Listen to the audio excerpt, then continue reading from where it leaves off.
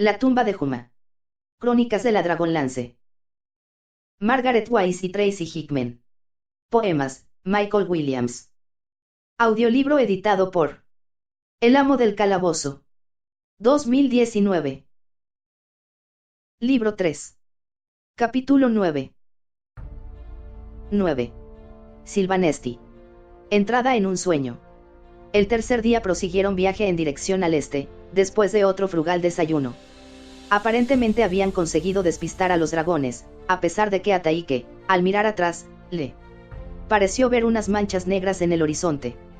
Esa misma tarde, cuando se ponía el sol, divisaron el río llamado Tontalas, río del Señor, que dividía a Silvanesti del mundo exterior. Tanis había oído hablar en numerosas ocasiones de la maravillosa belleza del antiguo hogar de los elfos. De todas formas, los elfos de Qualinesti hablaban de ellos sin añoranza, ya que no echaban de menos las excelencias dejadas en Silvanesti, pues éstas se habían convertido en símbolo de las diferencias existentes entre las distintas familias de elfos. Los elfos de Qualinesti vivían en armonía con la naturaleza, desarrollando y realzando su belleza. Habían edificado las casas entre los álamos, adornando mágicamente sus troncos con oro y plata. Las viviendas estaban construidas en reluciente cuarzo rosa, e invitaban a la naturaleza a convivir con ellos. En cambio, los elfos de Silvanesti amaban la exclusividad y variedad de cada objeto. Al no encontrar esa exclusividad en la naturaleza, la reformaban, amoldándola a su ideal. Disponían de tiempo y paciencia, pues que podían significar unos pocos siglos para los elfos, cuyas vidas duraban cientos de años.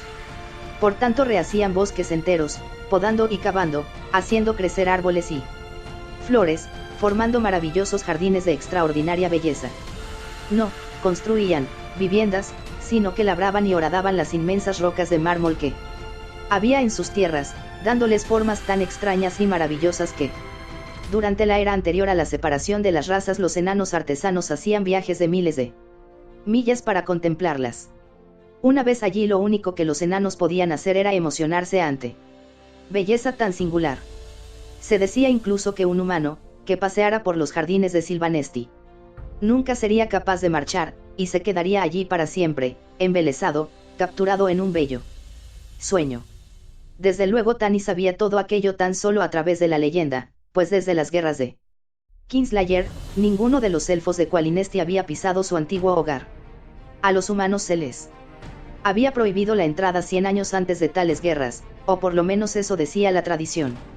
¿Qué hay de cierto en las leyendas que hablan sobre humanos atrapados por la belleza de Silvanesti, incapaces de marchar? Le preguntó Tanis a Alanna mientras volaban un bosque de álamos montados sobre los grifos. Será bueno que mis amigos entren en estas tierras. Sabía que los humanos eran débiles, pero no tanto. Es cierto que no vienen a Silvanesti, pero eso es porque los mantenemos alejados. Desde luego no quisiéramos tener que convivir con ninguno de ellos. Si creyera en la posibilidad de que sucediera algo así, nunca os dejaría entrar en mis tierras. Ni siquiera a Stem. Preguntó Tanis con malicia, resentido por el tono punzante empleado por la elfa. Pero no se hallaba preparado para la respuesta. Alanna se volvió para mirarle, girando tan bruscamente la cabeza que su larga melena negra azotó a Tanis. El rostro de la elfa estaba pálido por la ira, tanto que parecía translúcido, y Tanis podía incluso ver latir las venas bajo su piel. No vuelvas a hablarme de este asunto en la vida. Nunca vuelvas a nombrarle. Pero, ayer noche nunca existió. Me sentía débil, cansada, asustada. Tal como estaba cuando conocías tú, al caballero. Me arrepiento de haberte hablado de él. Me arrepiento de haberte hablado de la joya estrella. También te arrepientes de habérsela dado a él. Me arrepiento del día en que pisé Tarsis, dijo Alanna en voz baja y apasionada. Ojalá nunca hubiera estado allá. Nunca. Volvió la cabeza bruscamente, dejando a Tanis envuelto en oscuros pensamientos. Los compañeros acababan de alcanzar el río y podían ya divisar la alta torre de las estrellas, reluciendo como una hilera de perlas a la luz del sol, cuando los grifos detuvieron súbitamente su vuelo. Tanis miró al frente y no vio ninguna señal de peligro, pero los Grifos continuaron descendiendo a gran velocidad. Desde luego costaba creer que Silvanesti hubiera sido atacado. No se veían las delgadas columnas de humo de las fogatas de los numerosos campamentos que habría, si los draconianos ocuparan el lugar. Las tierras no estaban chamuscadas ni ennegrecidas. Las verdes hojas de los álamos parecían transparentes a la luz del sol. Los edificios de mármol salpicaban el bosque con su blanco esplendor. No. Os lo ordeno. Alana se dirigió a los grifos en elfo. Seguid avanzando. Debo llegar a la torre. Pero los grifos continuaron volando en círculos cada vez más bajos, ignorando sus órdenes. ¿Qué ocurre?, preguntó Tanis. ¿Por qué nos detenemos? Ya se ve la torre. ¿Qué es lo que sucede? No se ve nada extraño. Se niegan a seguir adelante, respondió Alana preocupada.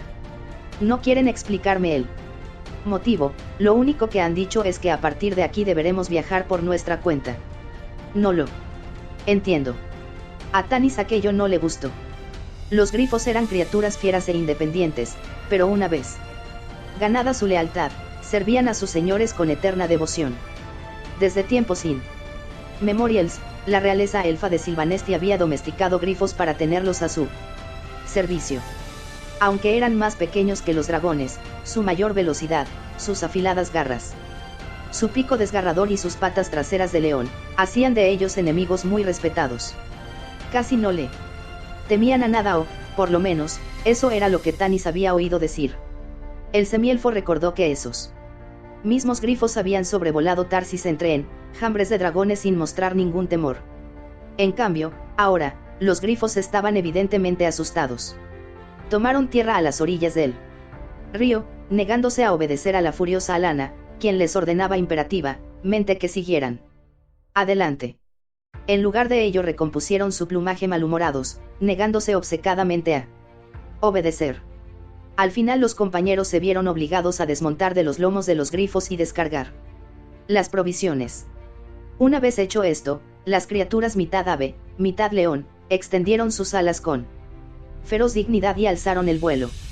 Bueno, así son las cosas, dijo Alana secamente, haciendo caso omiso de las enojadas miradas que los demás le dirigieron. Tendremos que caminar, eso es todo. No queda muy lejos. Los compañeros, abandonados a la orilla del río, contemplaron el bosque que había más allá de las relucientes aguas. Ninguno de ellos habló. Todos se sentían tensos, alertas, ansiosos por descubrir cuál era el problema. Pero lo único que veían eran los álamos que brillaban bajo los últimos rayos de sol del atardecer. Solo se escuchaba el murmullo del río al besar la orilla, y aunque los álamos estuvieran aún verdes, un silencio invernal envolvía el bosque. Creí que habías dicho que tu gente había huido porque estaban sitiados, le dijo finalmente Tanis a Alana rompiendo el silencio. Si estas tierras están bajo el dominio de los dragones, yo soy un enano gali, exclamó Caramon. Estábamos sitiados, respondió Alana, escudriñando con la mirada el bosque iluminado por el sol. Los cielos estaban llenos de dragones, como en Tarsis. Los ejércitos de los dragones entraron en nuestro amado bosque, arrasándolo, destrozándolo. Caramon se acercó a Ribewind y susurró, esto cada vez se parece más a una misión imposible. El bárbaro frunció el entrecejo. Seremos muy afortunados, si solo se trata de eso. ¿Por qué nos ha traído aquí? Tal vez sea una trampa. Caramon consideró la posibilidad durante unos segundos, y después miró con inquietud a su hermano, quien, desde que los grifos hubieran partido, no había abierto la boca, ni se había movido, ni había dejado de mirar fijamente hacia el bosque. El enorme guerrero desató la cinta que anudaba la espada a la vaina y se acercó a Taike. Sus manos se juntaron casi casualmente. Taike miró a Raistlin con temor, pero siguió firmemente asida a Caramon. El mago seguía con la mirada fija en el bosque. Tanis, exclamó de repente Alana en una explosión de alegría, posando su mano sobre el brazo del semielfo. Puede que funcionara. Tal vez mi padre los venciera y podamos regresar a casa. Oh, Tanis. Hemos de cruzar el río y averiguarlo. Vamos. El apeadero del transbordador está tras aquel recodo. Alana, espera. Gritó Tanis, pero la muchacha corría ya por la arenosa orilla con la larga falda revoloteando alrededor de sus tobillos. Alana. Maldita sea. Caramon y Ribewind. Seguidla. Goldmoon intenta hacerla entrar en razón. Ribewind y Caramon intercambiaron miradas de inquietud, pero hicieron lo que Tanis ordenaba. Corriendo por el margen del río tras Alana. Goldmoon y Taike lo siguieron caminando. ¿Quién sabe lo que hay en ese bosque?, murmuró Tanis. Raistlin. El mago no pareció oírle. Tanis se acercó más a él. Raistlin. Repitió, extrañado por la abstraída mirada del mago. El mago lo contempló inexpresivamente, como si despertase de un sueño. Un segundo después, Raistlin se dio cuenta de que alguien estaba hablándole y bajó la mirada. ¿Qué ocurre, Raistlin?, preguntó Tanis. ¿Qué sientes? Nada, Tanis. Nada. Es como una niebla impenetrable, una pared desnuda. No veo nada, no siento nada. Tanis lo miró de hito en hito y súbitamente comprendió que Raistlin estaba mintiendo. Pero, ¿por qué? El mago devolvió al semielfo una mirada ecuánime, aunque con aquella torva sonrisa suya. Como si se diera cuenta de que Tanis no lo creía y sin embargo no le importara nada que así fuera. Raistlin, dijo Tanis suavemente, supón que Lourak, el rey elfo, hubiera intentado utilizar el orbe de los dragones. ¿Qué hubiera ocurrido? El mago elevó la mirada para fijarla nuevamente en el bosque. ¿Lo crees probable? Sí, respondió Tanis, por lo que me dijo Alana, durante la prueba en las torres de la Alta Hechicería, uno de los orbs habló a Lourak, pidiéndole que lo rescatara de un inminente desastre. Y él le obedeció. Sí. Lo trajo a Sylvanesti. Debe tratarse del orbe de Istar, susurró Raistlin. Sus ojos se estrecharon y lanzó un suspiro de anhelo. No sé nada sobre los orbs de los dragones, señaló fríamente, a excepción de lo que ya os dije. Pero lo que sí sé, semielfo, es que ninguno de nosotros saldrá indemne de Sylvanesti. Y eso en caso de que consigamos salir. ¿Qué quieres decir? ¿Qué peligro ves? ¿Qué más da lo que yo vea?, dijo Raistlin cruzando los brazos bajo las mangas de su túnica roja. Debemos entrar en Sylvanesti. Lo sabes tan bien como yo. ¿O acaso vas a dejar pasar la oportunidad de encontrar uno de esos orbs? Pero si presientes algún peligro, dínoslo. Al menos podremos entrar preparados. Profirió Tanis enojado. Entonces preparaos, susurró Raistlin suavemente. Después se volvió y comenzó a caminar lentamente por la arenosa playa en pos de su hermano. Los compañeros atravesaron el río justo cuando los últimos rayos de sol se filtraban entre las hojas de los álamos de la orilla opuesta. Después, el legendario bosque de Sylvanesti fue sumiéndose gradualmente en la oscuridad. Las sombras de la noche fluyeron entre los árboles tal como las oscuras aguas fluían bajo la quilla del pequeño transbordador. El viaje fue lento. Al principio pensaron que el transbordador, una balsa con ornamentos labrados conectada a ambas orillas por medio de un elaborado sistema de cuerdas y poleas, estaba en buenas condiciones. Pero tras embarcar y comenzar a atravesar el vetusto río descubrieron que todas las sogas se habían podrido. Comenzaron a mirar el bote con otros ojos, incluso el río parecía distinto. Un agua marrón, rojiza, teñida de un débil olor a sangre, se filtraba por la base de la balsa. Justo cuando acababan de alcanzar la orilla opuesta y se hallaban descargando el material, las deshilachadas cuerdas se partieron y cedieron. La corriente arrastró al transbordador río abajo. Rápidamente. Un segundo después la postrera luz de la tarde desapareció, devorada por la noche. Aunque el cielo estaba despejado y no había nube alguna que empañase su oscura superficie, no se veía ninguna estrella. Ni Lunitari ni Solinari aparecieron en el cielo. La única luz provenía del río, que parecía centellear con profana brillantez. Raistlin, tu bastón, dijo Tanis. Su voz resonó potentemente en el silencioso bosque. Incluso Caramon tembló. Sirac, Raistlin formuló la palabra mágica y la esfera de cristal de su bastón se iluminó. Pero su luz era pálida y fría y lo único que parecía iluminar eran los extraños ojos en forma de relojes de arena de Raistlin. Debemos entrar en el bosque, dijo Raistlin con voz temblorosa comenzando a internarse en la oscura espesura. Ninguno de los demás habló o se movió sino que permanecieron junto a la orilla del río, sobrecogidos de temor. No había razón alguna para sentir tal pavor y, en parte, era tan terrorífico. Porque era ilógico.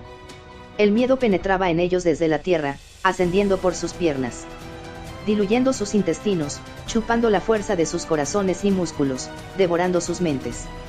¿Miedo a qué? Allí no había nada, nada. Nada atemorizante y, sin embargo, estaban más aterrorizados que nunca. Raistlin tiene razón.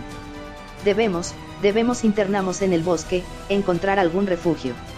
Tanis hablaba con gran esfuerzo, le castañeaban los dientes. Seguida Raistlin.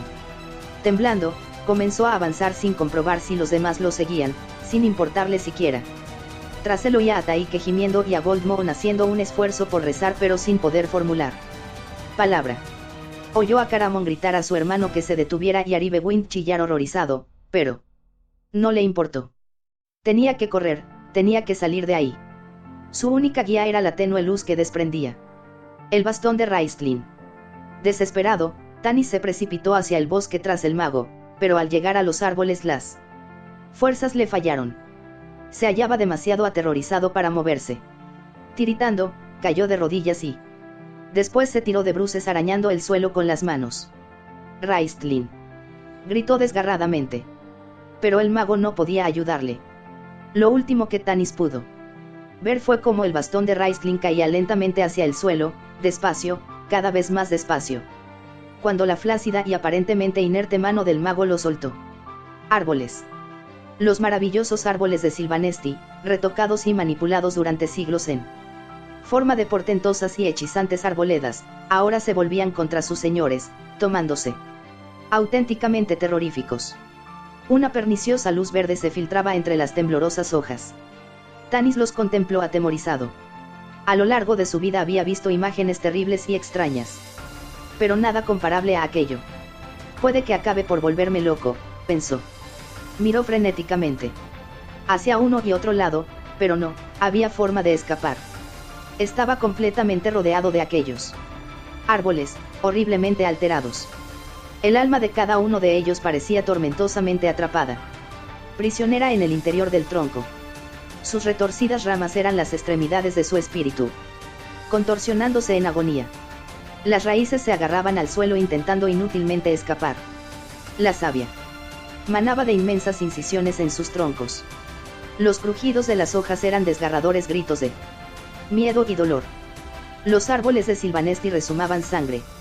Tanis no tenía idea de dónde estaba, ni de cuánto tiempo llevaba allí. Recordó haber comenzado a andar hacia la Torre de las Estrellas, la cual podía divisar elevando la mirada sobre las copas de los álamos. Había caminado, y nada lo había detenido. Después, había oído al Kender gritar como un pequeño animal que está siendo torturado. Al volverse había visto a Tasleov señalando hacia los árboles. Tanis los observó con horror y, de pronto, se dio cuenta de que en realidad Tasleov no debía estar allí.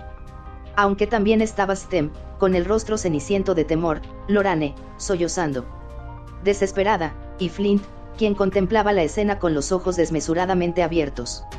Tanis abrazó a Lorane, sus brazos ciñeron carne y sangre, pero aún y así, él sabía que ella no estaba allí, y saberlo era terrible. Mientras se encontraba en aquella arboleda similar a una prisión maldita, los horrores aumentaron. Entre los atormentados árboles comenzaron a aparecer animales que se lanzaron sobre los compañeros. Tanis desenvainó la espada para defenderse, pero el arma temblaba entre sus manos. Tuvo que apartar la mirada, ya que los animales estaban metamorfoseándose, tomando el espantoso aspecto de muertos vivientes. Entre las transformadas bestias cabalgaban legiones de guerreros elfos de rasgos cadavéricos, demasiado macabros para ser contemplados. En los vacíos huecos de su rostro no relucían los ojos, y los delgados huesos de sus manos no estaban cubiertos por carne alguna. Cabalgaban entre los compañeros esgrimiendo brillantes y ardientes espadas teñidas con la sangre de los vivos. Pero cuando un arma los golpeaba, desaparecían en la nada.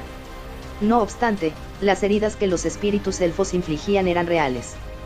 Caramon, que luchaba contra un lobo de cuyo cuerpo salían serpientes, alzó la mirada y vio que uno de los guerreros elfos se abalanzaba hacia él, sosteniendo una brillante espada en su descarnada mano. Caramon llamó a su hermano pidiéndole ayuda. Raistlin murmuró, a Stikiranan Kair Sotaran diagonal su Kalihalaran. Una esfera en llamas voló de las manos del mago y cayó directamente sobre el elfo, pero no produjo efecto alguno.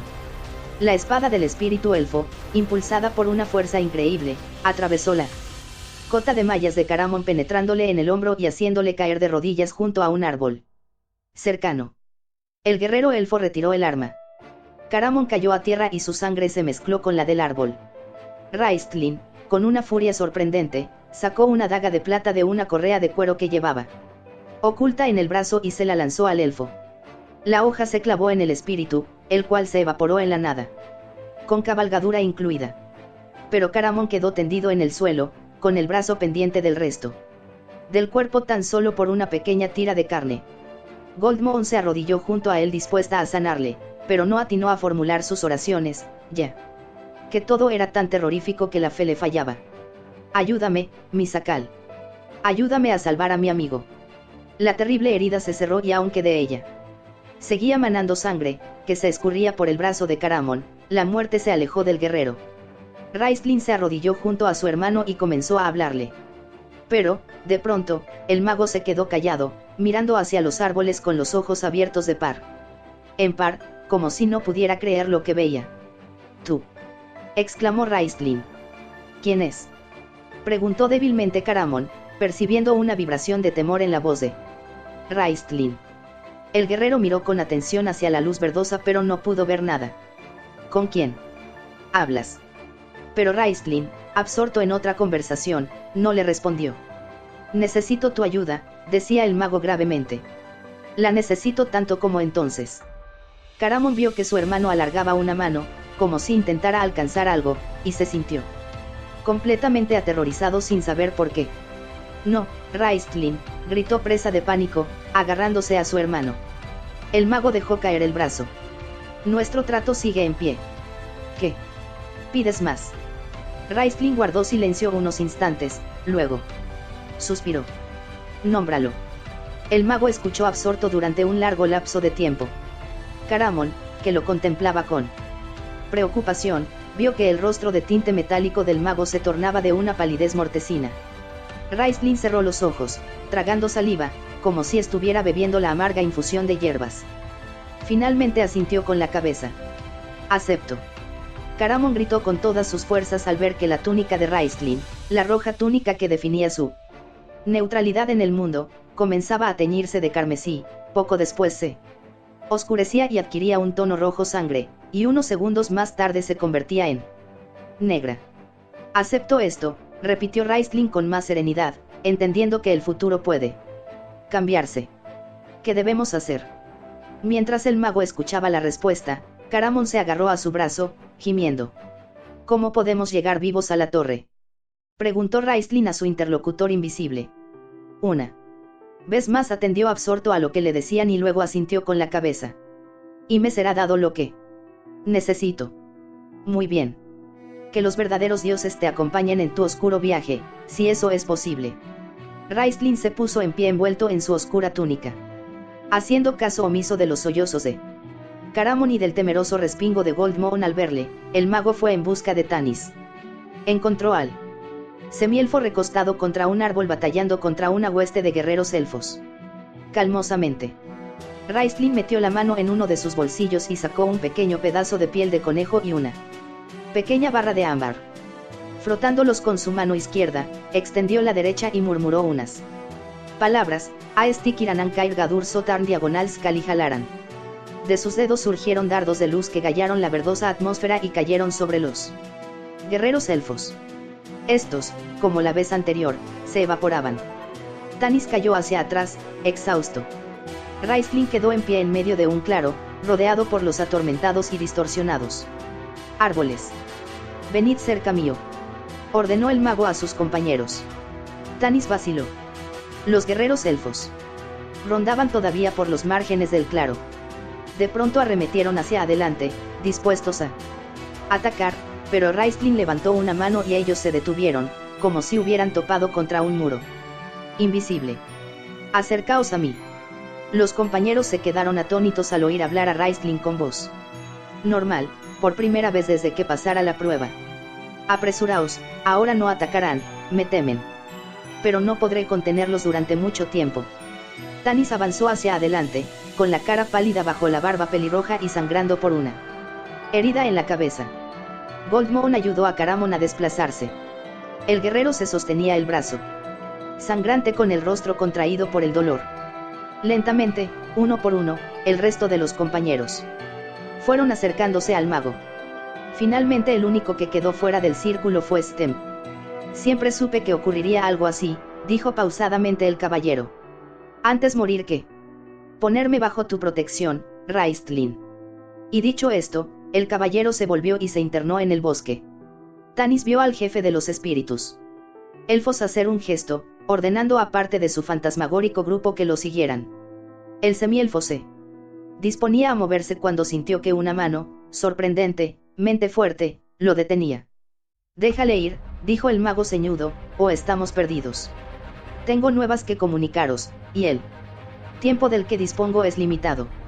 Debemos atravesar este bosque hasta llegar a la Torre de las Estrellas. Avanzaremos por el camino de los muertos, pues en él se nos aparecerán, dispuestas a detenernos, todas las terribles criaturas concebidas en los retorcidos y torturados sueños de los mortales. Pero sabed esto, caminamos en un sueño, en la pesadilla de Lourak. Y también en nuestra propia pesadilla. Pueden surgir visiones del futuro que nos ayuden, o nos detengan. Recordad que, aunque nuestros cuerpos estén despiertos, nuestras mentes están dormidas.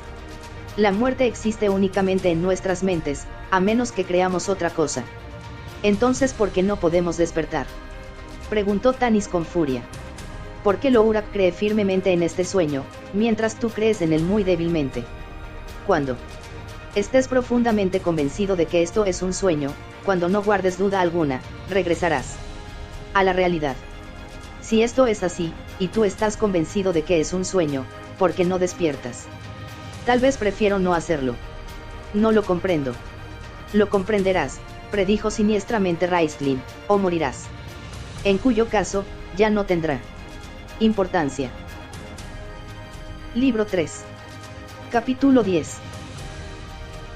10. Sueños de vigilia. Visiones de futuro. Haciendo caso omiso de las horrorizadas miradas de los compañeros, Raistlin caminó hacia su hermano, quien todavía se sostenía el brazo sangrante. Yo cuidaré de él, le dijo Raistlin a Goldmoon, rodeando los hombros de su gemelo con un brazo envuelto en la negra túnica. No, jadeó Caramon, no eres suficientemente fuerte. Su voz murió al sentir cómo el brazo de su hermano lo aguantaba con firmeza. Ahora soy suficientemente fuerte, Caramon, dijo Raistlin con voz suave. La extrema amabilidad de su tono hizo que el guerrero se estremeciera. Debilitado por primera vez en su vida por el dolor y el pavor, Caramon se apoyó en Raistlin. El mago lo sostuvo y, juntos, comenzaron a caminar hacia el terrorífico bosque. ¿Qué está sucediendo, Raistlin?, preguntó Caramon jadeando. ¿Por qué vistes la túnica negra? ¿Y qué ocurre con tu voz? No desperdicies tu aliento, hermano mío, le aconsejó Raistlin amablemente. Los dos se internaron en el bosque, mientras los guerreros elfos los contemplaban amenazadoramente. Pudieron percibir el odio que los muertos sienten por los vivos, lo vieron destellar en los vacíos huecos de los ojos de los espíritus guerreros. Pero ninguno de ellos osó atacar al mago de la túnica negra. Caramon sentía que su sangre viva y caliente se le escurría entre los dedos de la mano, y la contempló gotear sobre la capa de hojas muertas que cubría el suelo. Se sentía cada vez más débil. Tenía la sensación de que su negra sombra iba ganando fuerza a medida que él la perdía. Tanis corrió por el bosque en busca de Stem. Lo encontró batallando contra un grupo de rielantes guerreros elfos. Es un sueño, le gritó Tanis a Stem, quien fustigaba y propinaba estocadas a los espíritus. Cada vez que golpeaba a uno, este desaparecía tan solo para reaparecer de nuevo. El semielfo desenvainó su espada y se apresuró a ayudar a Stem. Va, gruñó el caballero.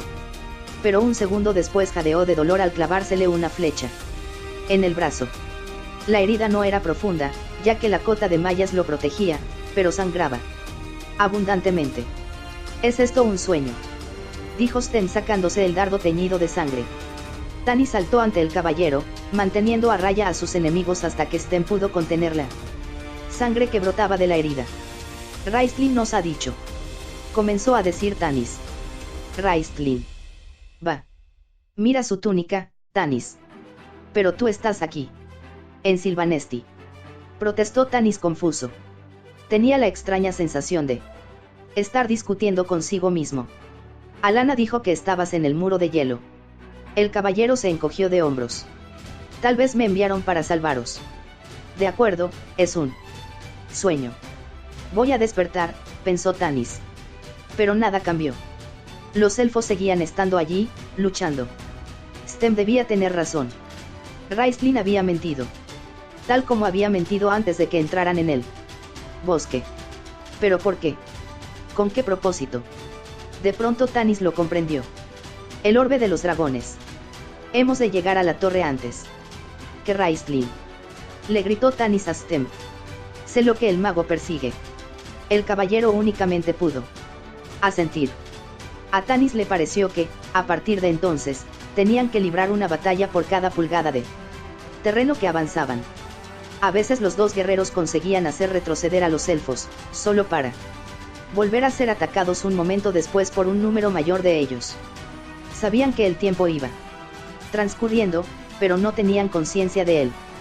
Tan pronto veían brillar el sol entre la sofocante queline verdosa, como un poco más tarde veían las sombras de la noche cernirse sobre la tierra como alas de dragones. Entonces, justo cuando la oscuridad se agudizaba, Stem y Tanis vieron la torre. Construida en mármol, la alta torre relucía álfica, alzándose solitaria en medio de un claro, elevándose hacia los cielos como un esquelético dedo proveniente de las profundidades de una gruta. Al ver aparecer la torre, el semielfo y el caballero echaron a correr hacia ella.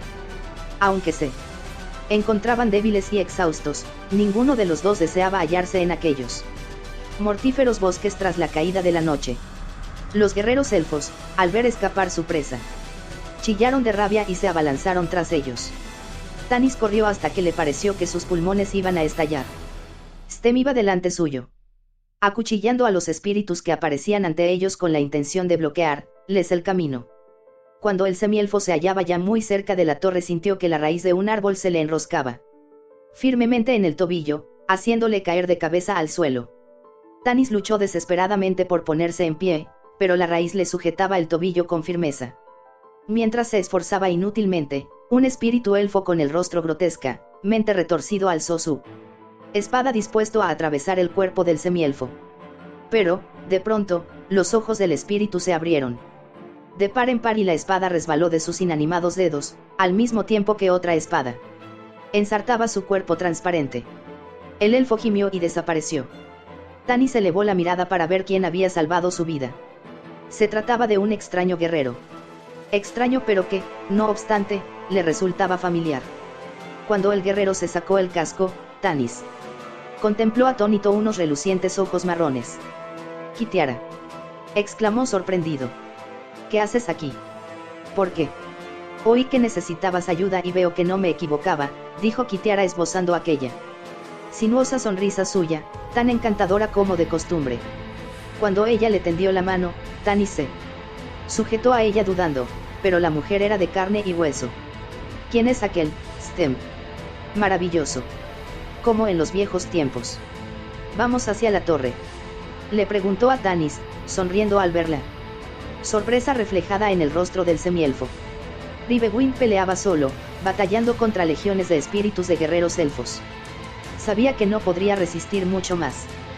Pero, de pronto, oyó claramente que alguien lo llamaba. Al elevar la mirada, vio a los hombres de la tribu de Ke-Schu. Gritó de alegría, pero ante su horror, se dio cuenta de que estos comenzaban a disparar sus flechas contra él.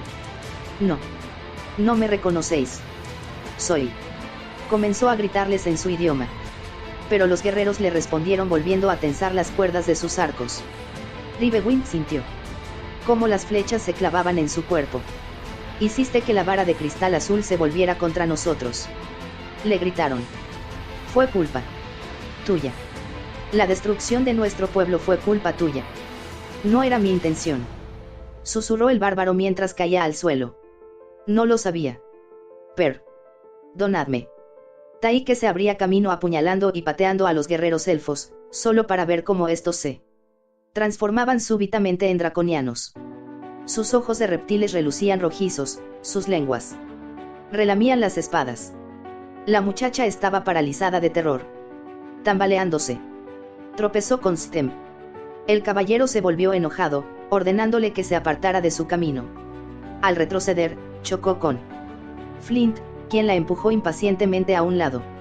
Cegada por las lágrimas y aterrorizada ante la imagen de los draconianos, quienes tras desvanecerse resurgían en la batalla, Taike perdió el control. Su miedo era tal que comenzó a acuchillar salvajemente todo lo que se movía. Solo volvió en sí al elevar la mirada y ver a Raistlin ante ella, vestido con su túnica negra. El mago no dijo nada. Simplemente señaló hacia el suelo. Flint yacía muerto a sus pies, atravesado por su espada. Yo los traje aquí. Es responsabilidad mía. Soy el mayor. Lo sacaré de aquí, pensaba Flint. El enano levantó en alto su hacha de guerra y lanzó un desafío a los guerreros elfos que había ante él. Los espíritus rieron. Flint, enojado, se abalanzó hacia adelante, pero descubrió con pesar que casi no podía caminar. Las articulaciones de las rodillas se le habían hinchado y le dolían terriblemente. Sus nudosos dedos temblaban como los de un perlático, obligándolo a soltar su hacha. Le faltaba la respiración. De pronto Flint comprendió por qué los guerreros elfos no estaban atacándole, dejaban que su propia vejez acabara con él. A la vez que se daba cuenta de esto, el enano sintió que su mente comenzaba a vagar y su visión se nublaba. Una oscura silueta apareció ante él, la silueta de alguien que le resultaba familiar. Era Taike.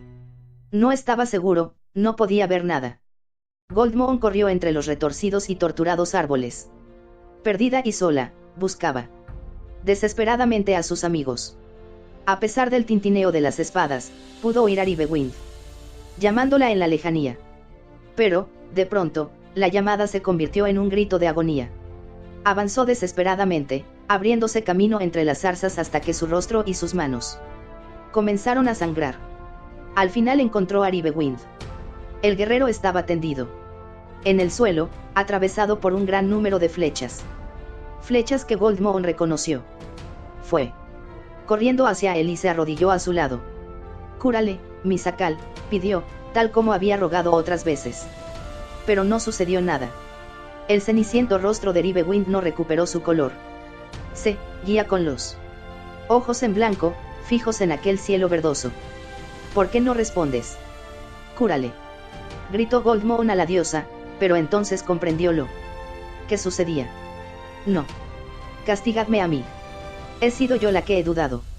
Presencié la destrucción de Tarsis, vi sufrir y morir a niños. ¿Cómo pudisteis permitir una cosa así? Intento tener fe, pero al contemplar tales horrores, no puedo evitar dudar. No lo castiguéis a él».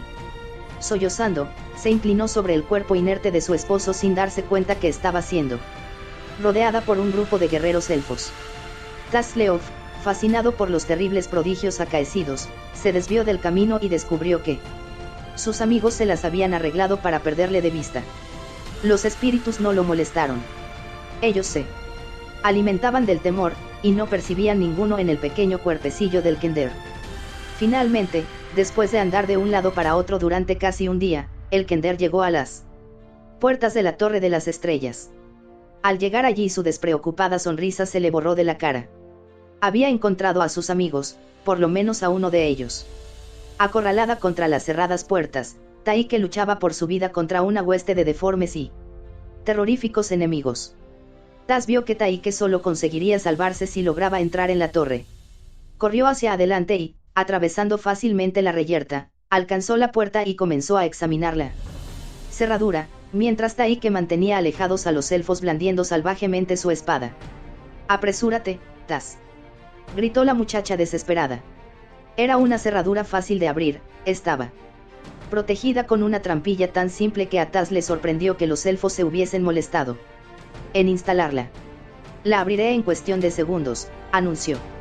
No obstante, cuando comenzaba a manipularla, algo lo golpeó desde atrás, haciéndole tambalearse. «¡Hey!», le gritó a Taike irritado, volviéndose. «Sé un poco más cuidadosa», se interrumpió horrorizado.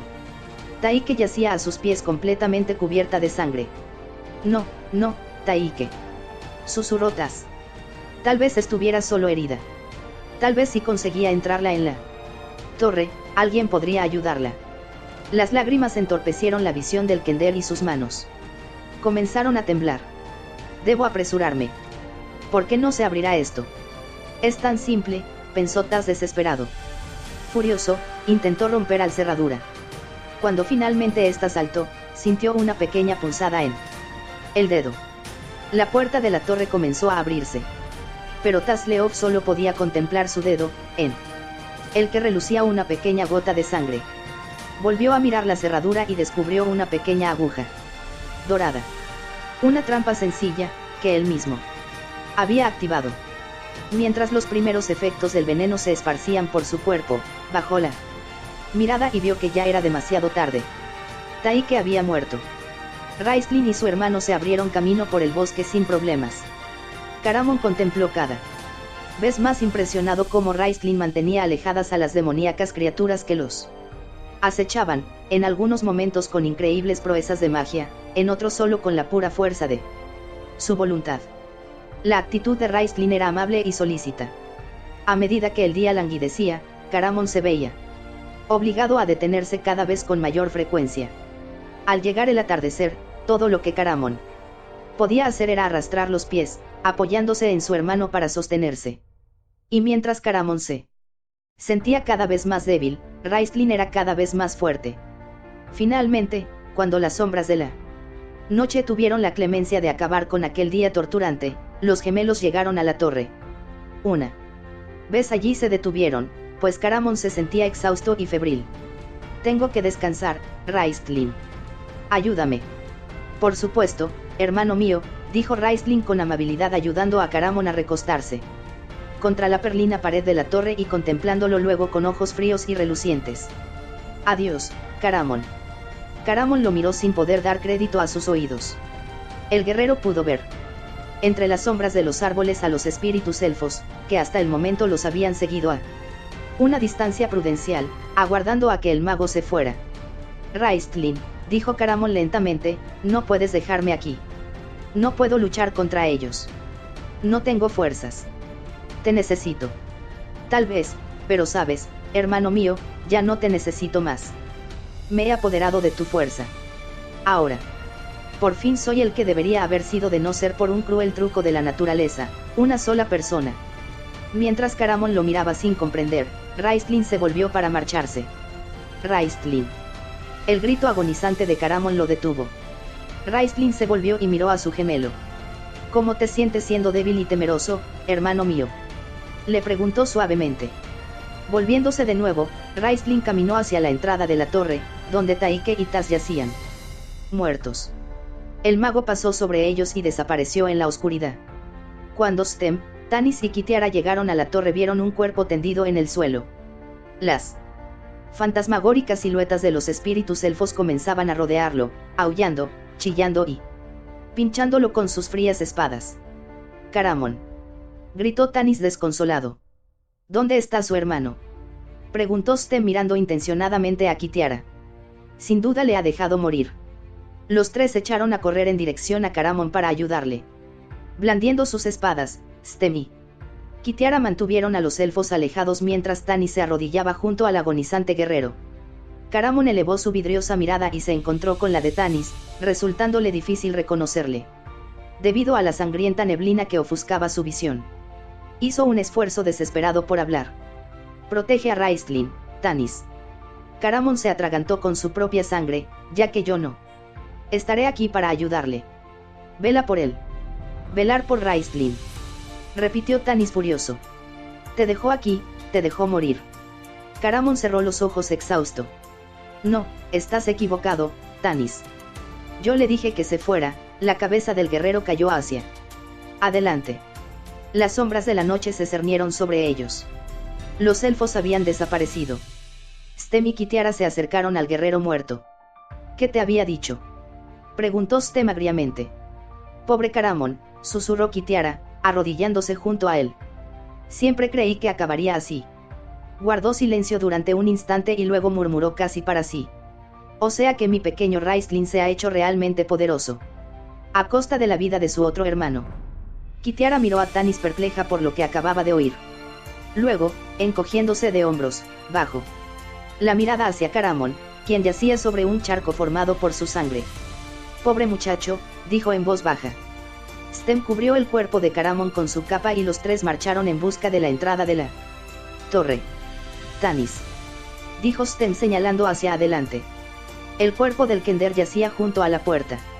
Sus pequeños brazos y piernas se hallaban retorcidos debido a las convulsiones que le había provocado el veneno. A corta distancia estaba el cuerpo de Taike, con los rizos rojizos salpicados de sangre. Tanis se arrodilló junto a ambos cadáveres. Una de las bolsitas del Kender estaba abierta y todo lo que contenía se había esparcido por el suelo. Tanis vio relucir algo. Al fijar la atención descubrió el anillo de hechura elfa, labrado en forma de hojas de enredadera. La visión se le nubló, los ojos se le llenaron de lágrimas y tuvo que cubrirse el rostro con las manos. No podemos hacer nada, Tanis. Stem posó la mano sobre el hombro de su amigo. Hemos de seguir adelante y acabar con todo esto. Aunque sea lo último que haga, viviré para matar a Raistlin. La muerte está en nuestras mentes. Esto es un sueño, se repetía Tanis. Arou, las palabras que decía eran las de Raistlin, y ya había visto en lo que se había convertido el mago.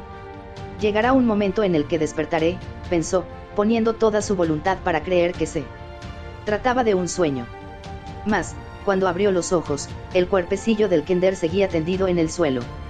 Sujetando con firmeza el anillo que tenía en la mano, Tanis siguió a Kitiara y Stem hacia el interior del húmedo vestíbulo de mármol que ahora estaba completamente cubierto de légamo. De las marmóreas paredes colgaban pinturas enmarcadas en oro. Unos altos ventanales con cristaleras de colores dejaban entrar una luz cárdena y fantasmal. El vestíbulo debía haber sido muy bello en tiempos pasados, pero ahora hasta las pinturas de la pared aparecían desfiguradas, mostrando terroríficas imágenes de la muerte. Poco a poco, a medida que los tres iban avanzando, comenzaron a percibir una brillante luz verdosa que emanaba de una habitación que había al fondo del corredor. Los tres sintieron que de aquella luz glauca emanaba una malevolencia que golpeaba sus rostros con el calor de un sol desnaturalizado. El centro del mal, dijo Tanis.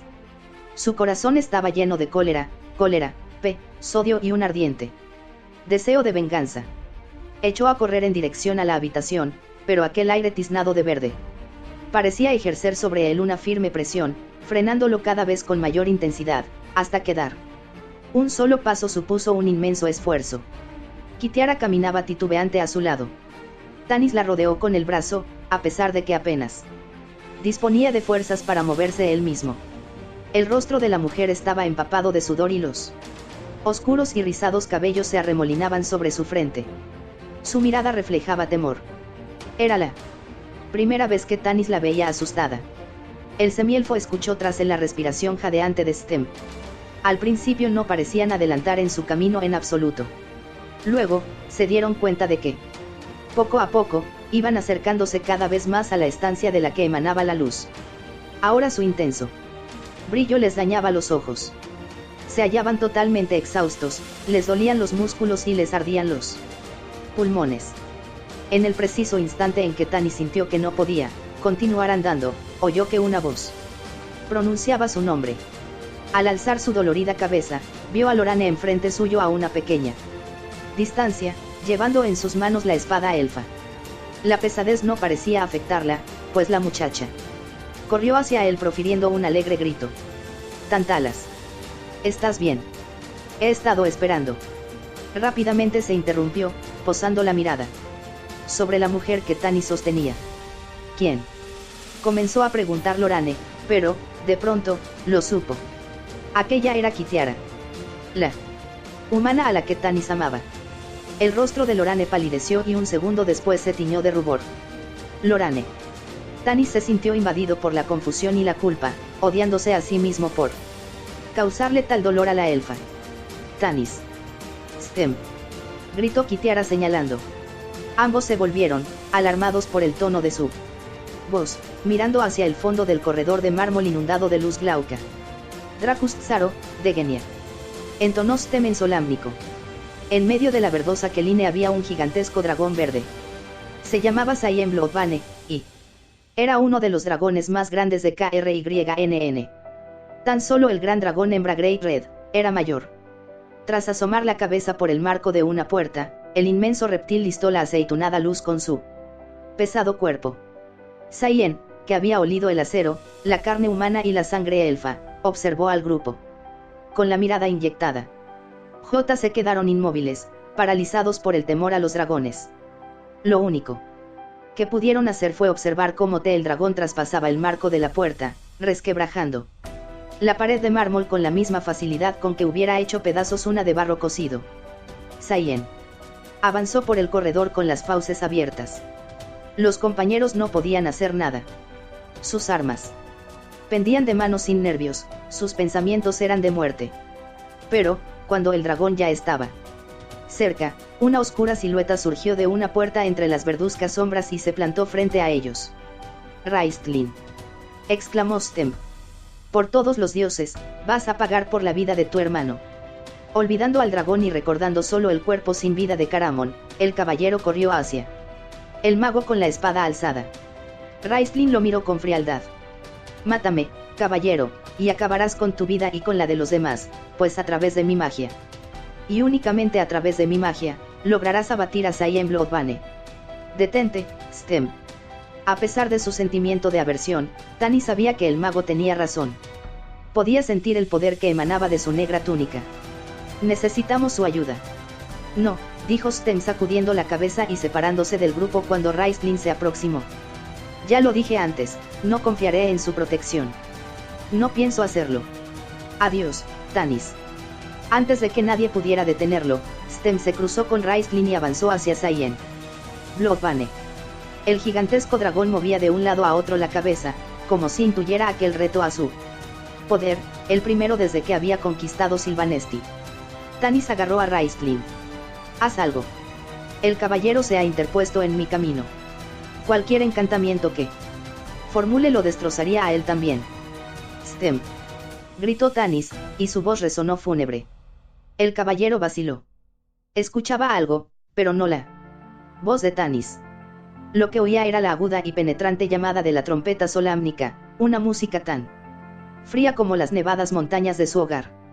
La llamada de la trompeta se elevaba con pureza y claridad sobre la oscuridad, muerte y desesperación, llegándole al corazón.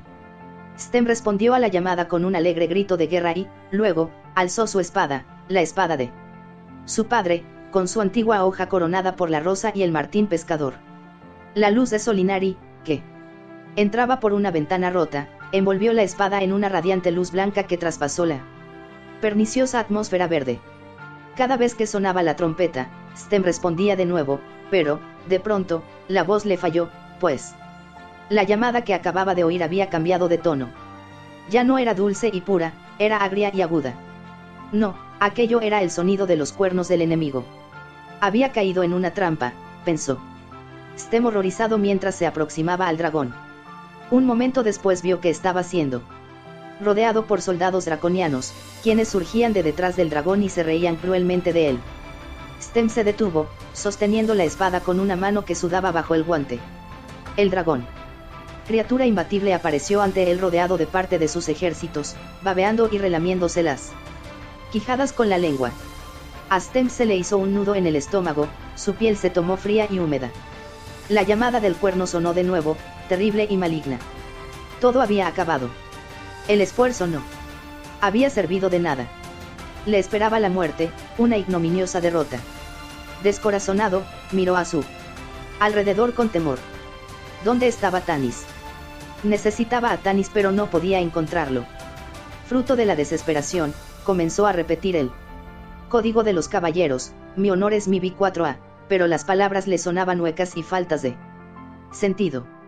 Él todavía no había sido investido caballero. ¿Qué representaba el código para él? Había estado viviendo en una mentira.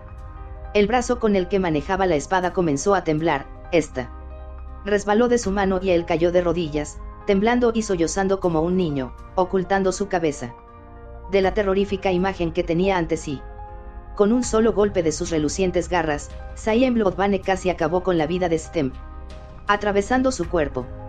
Con una garra manchada de sangre, Zayn se desprendió del desventurado humano desdeñosamente, lanzándolo al suelo, y los draconianos se precipitaron sobre el cuerpo aún con vida del caballero para destrozarlo en pedazos. Pero encontraron el camino bloqueado. Una reluciente figura, que bajo la luz de la luna irradiaba plateados destellos, corrió hacia el caballero. Agachándose rápidamente, Lorane alzó la espada de Stem y tras enderezarse con igual presteza se enfrentó a los draconianos. «Tocadlo y moriréis», dijo la elfa entre lágrimas. «Lorane», chilló Tanis intentando correr hacia ella para ayudarla. Pero los draconianos se lanzaron contra él, por lo que el semielfo intentó desesperadamente abrirse camino a cuchilladas. En el preciso instante en que llegó al lado de la elfa, oyó que Kitiara lo llamaba. Al volverse vio que estaba siendo atacada por 4 draconianos.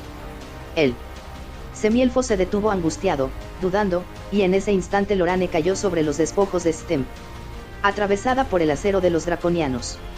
«No, Lorane», gritó Tanis. Pero, cuando se disponía a inclinarse para examinarla, oyó que Kitiara gritaba de nuevo. Se volvió y, llevándose las manos a la cabeza, contempló vacilante e impotente como Kitiara caía bajo el enemigo. El semielfo comenzó a sollozar, fuera de sí, sintiendo que comenzaba a sumirse en la locura, deseando que la muerte acabara con aquel terrible dolor. Agarrando con firmeza la espada mágica de Kit Kanen, se abalanzó hacia el dragón con el único pensamiento de matar y ser matado. Pero Raistlin se interpuso en su camino, plantándose ante el dragón como un obelisco negro. Tanis cayó al suelo, sabiendo que su muerte estaba fijada. Sosteniendo firmemente en su mano el pequeño anillo de oro, aguardó la muerte. Entonces oyó que el mago formulaba unas extrañas y poderosas palabras, y oyó también al dragón rugir de rabia. Ambos estaban luchando, pero a Tanis no le importaba. Con los ojos bien cerrados, borró los sonidos que surgían a su alrededor, borró la vida. Tan solo una cosa seguía siendo real: el anillo de oro que sostenía con fuerza en sus manos. De pronto Tanis fue vivamente consciente del roce del anillo contra la palma de su mano. El metal era frío, y los bordes rugosos. Podía sentir en su carne el pinchazo de las afiladas hojas de enredadera. Tanis cerró la mano, estrujando el anillo. El oro le pinchaba la carne, le pinchaba cada vez más. Sentía dolor, era realmente doloroso. «Estoy soñando». Tanis abrió los ojos. La plateada luz de Solinari inundaba la torre, mezclándose con los rayos rojos del Lunitari. Yacía sobre un frío suelo de mármol. Su mano estaba cerrada con fuerza, con tanta fuerza que el dolor lo había despertado. El dolor. El anillo. El sueño. Al recordarlo, Tanis se incorporó aterrorizado y miró a su alrededor. Pero solo había una persona en la sala. Raistlin se recostó contra la pared, tosiendo. El semielfo se puso en pie y caminó tembloroso hacia Raistlin. Al acercarse vio un hilo de sangre en los labios del mago. La sangre relucía roja bajo la luz del Lunitari, tan roja como la túnica que cubría el cuerpo trémulo y frágil de Raistlin. El sueño. Tanis abrió la mano. Estaba vacía.